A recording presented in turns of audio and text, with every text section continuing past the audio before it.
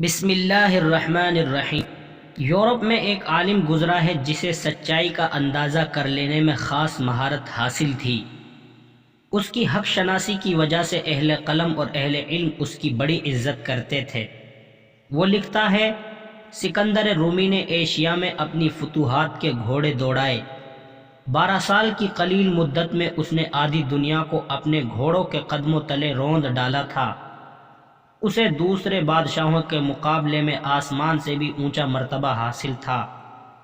شہنشاہ دارا اور راجہ پورس جیسے حکمران سکندر کے مقابلے میں نہیں ٹھہر سکے۔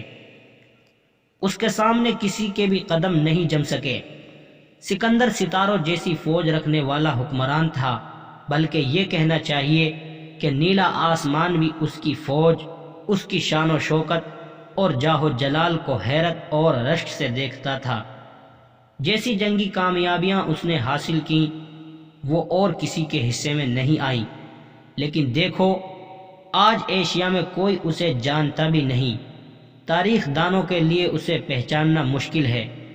ہونا تو یہ چاہیے تھا کہ اس نے جتنے بڑے بڑے کارنامے انجام دیے، جیسی عظیم الشان فتوحات حاصل کیں، ان کی بنا پر ہر جگہ چرچا ہوتا اور اس کا نام بچے بچے کی زبان پر ہوتا، لیکن اس کا نام مشکل ہی سے سننے میں آتا ہے۔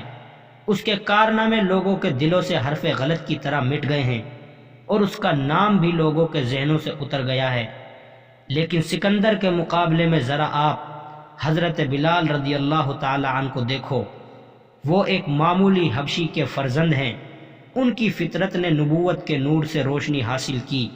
وہ اسلام کے مؤذن مقرر ہوئے۔ خدا نے یہ امانت ازل کے دن ہی سے حضرت بلال رضی اللہ تعالی عنہ کے سینے میں رکھ دی تھی۔ یہ امانت وہ اذان ہے جسے سن کر بادشاہ اور فقیر دونوں سر جھکا دیتے ہیں۔ یہ وہ اذان ہے، اس سے کالے اور گورے، حاکم اور محکوم، غریب اور امیر سب کا فرق مٹ جاتا ہے اور دل و جگر کو یہ نغمہ سوز بخشتا ہے۔ یہ نغمہ آج بھی تازہ ہے۔ بوڑھا آسمان صدیوں سے اس نغمے کو سن رہا ہے اور قیامت تک چلتا رہے گا۔ اے اقبال ذرا سوچ تو صحیح، غور تو کر، یہ کس پاک ذات کے عشق کا فیض ہے کہ اس کی برکت سے ایک معمولی حبشی کو ایک ابدی زندگی ملی اور سکندر رومی اپنے عظیم الشان کارناموں کے باوجود مٹ کر رہ گیا، اس کا نام بھی لوگوں کو یاد نہ رہا۔ علامہ اقبال نے اس نظم میں ایک طرف تو حضرت بلال رضی اللہ تعالی عنہ کو خراج عقیدت پیش کیا ہے، تو وہیں دوسری طرف سکندر رومی اور حضرت بلال رضی اللہ تعالی عنہ کا مقابلہ و موازنہ کر کے ہمیں یہ بتایا ہے کہ دنیا کے لیے بڑے بڑے کارنامے انجام دینے والوں کو آج کوئی پوچھتا تک نہیں۔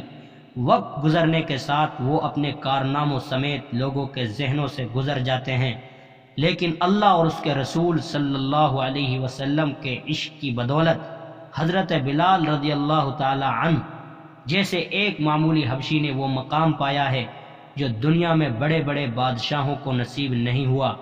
اذان کی بدولت حضرت بلال رضی اللہ تعالی عنہ آج تک لوگوں کو یاد ہیں اور رہتی دنیا تک یاد رہیں گے۔